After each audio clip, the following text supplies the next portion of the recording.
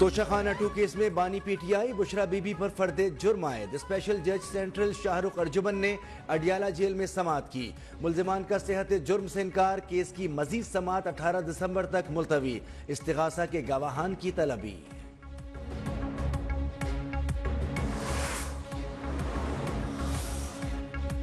توشہ خانہ 2 کیس میں F I a Bushra be be کی ضمانت منسوخ کرانے میں ناکام۔ اسلام آباد ہائی کورٹ نے ہدایات کے ساتھ ایف آئی اے کی درخواست نمٹا دی۔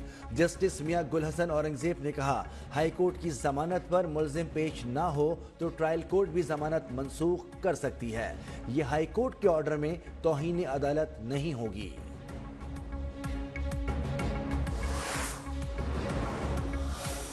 جو آرم فورسز میں نہیں وہ اس کے ڈسپلن کے نیچے کیسے آ سکتا ہے؟ ایک شخص محکمہ زراعت میں ہے تو اس پر محکمہ زراعت کے ڈسپلن کا ہی اطلاق ہوگا۔ ملٹری کورٹ سے متعلق فیصلے کے خلاف انٹرا کورٹ اپیلوں پر سماعت کے دوران جسٹس جمال خان مندوخیل کے remarks.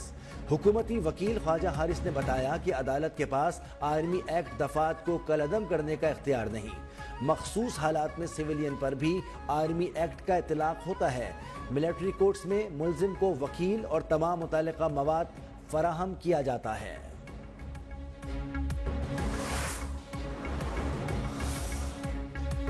Practice and procedure ordinance کے خلاف درخواستیں مسترد۔ سپریم کورٹ کے آئینی بینچ نے chairman PTI barrister Gohar اور دیگر کی درخواستوں پر فیصلہ سنا دیا۔ جسٹس جمال خان مندوخیل نے کہا، آئین صدر پاکستان کو آرڈیننس جاری کرنے کا اختیار دیتا ہے۔ جسٹس محمد علی مظہر بولے، آرڈیننس پر پارلیمنٹ نے قانون سازی کر لی ہے۔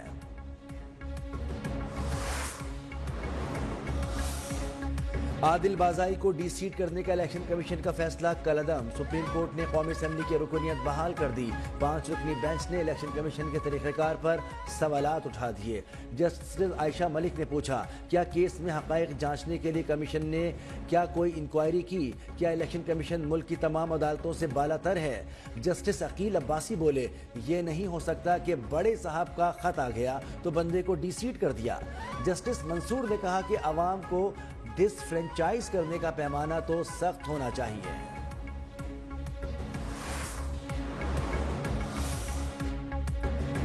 نواز شریف، آصف علی زرداری، یوسف رضا گیلانی اور دیگر کے خلاف توشہ خانہ ریفرنس ایف آئی اے کے اسپیشل جج سینٹرل کو منتقل۔ احتساب عدالت اسلام آباد کی جج عابدہ سجاد نے گاڑیوں سے متعلق ریفرنس پر محفوظ فیصلہ سنا دیا۔ نیب نے کیس ایف آئی اے عدالت میں بھیجنے کی استدعا کر دی۔ سندھ ہائی کورٹ نے عارف الوی کی کسی بھی مقدمے میں 19 دسمبر تک گرفتاری روک دی۔ سابق صدر کے خلاف درج مقدمات کی تفصیلات طلب کرنے کی کیس کی سماعت۔ عارف الوی کے وکیل نے بتایا کہ ہمیں خدشہ ہے کہ سابق صدر کو گرفتار کر کے کسی اور صوبے میں منتقل کر دیا جائے گا۔ جسٹس کے آغا نے کہا کہ ہم ایسا کوئی حکم نہیں دے سکتے۔ عارف الوی سابق صدر ہیں، انہیں ایسے کیوں گرفتار کریں گے؟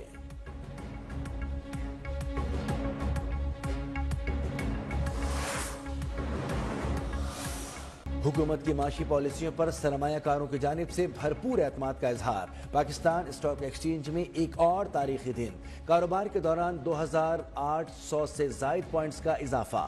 100 انڈیکس پہلی بار 1,13,600 کی سطح عبور کر گیا۔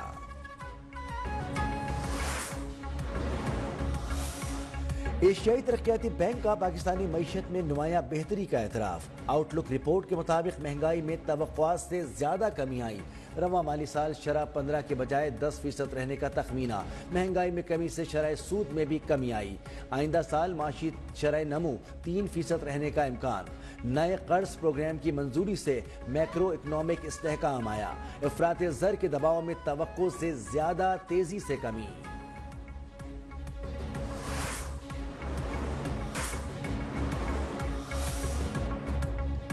باکمال لوگوں کا ایک اور لاجواب کارنامہ۔ پی آئی اے کا یورپ فلائٹ آپریشن متاثر ہونے کا خدشہ۔ شعبہ انجینئرنگ کی مبینہ بد انتظامی کے سبب 34 کے فلیٹ میں 17 طیارے گراؤنڈ ہو چکے۔ طیاروں کے انجن، لینڈنگ گیئر، اے پی یو سمیت دیگر پرزاجات غائب۔ گراؤنڈ طیاروں کے زیادہ تر پرزاجات دوسرے طیاروں میں استعمال۔ قومی ایئر لائن کو کروڑوں ڈالر کے نقصان کا سامنا۔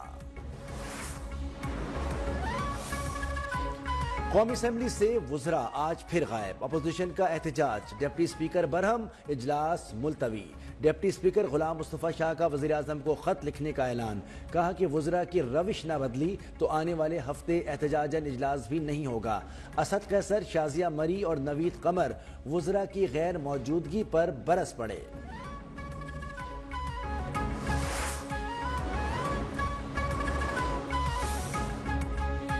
صدر آصف علی زرداری سے چین کے کاروباری وفد کی ملاقات، پاکستان میں میڈیکل سٹی کے قیام کے لیے $1 ارب سرمایہ کاری میں دلچسپی کا اظہار، زراعت، لائیو اسٹاک، توانائی، ٹرانسپورٹ اور مینوفیکچرنگ میں سرمایہ کاری پر بھی تبادلہ خیال۔ آصف زرداری کا پاک چین اقتصادی اور تجارتی تعاون کے فروغ پر زور، چینی سرمایہ کاروں کو ہر ممکن سہولت اور تعاون فراہم کرنے کی یقین دہانی۔